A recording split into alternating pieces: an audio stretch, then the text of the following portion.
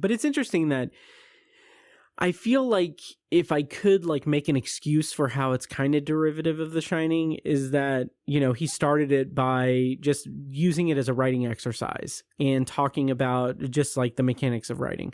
So maybe that's why that's the case, but it breathes on its own. Like it does its own, like it forges its own path and tells its own story about a skeptic who is very much a skeptic who is profiting off of other people's beliefs in the supernatural, in hauntings, and he encounters a haunting.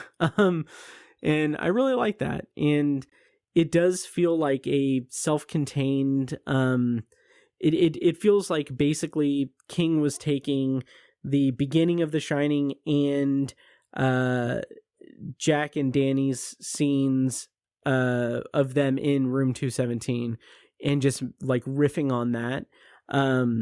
But like I said, he kind of makes it its own thing about skepticism and proof of hauntings, and it's really solid. I really enjoyed it.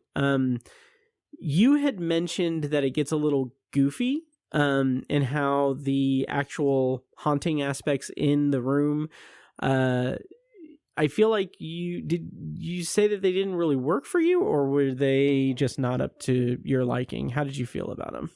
It just felt rushed to me. That's like right. in the context of the whole story, it's like an hour and a half, however many pages that is.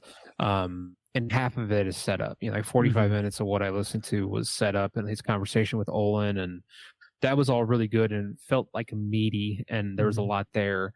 But then this felt like rushed. I feel like this should have been like an hour and a half in and of itself, or 2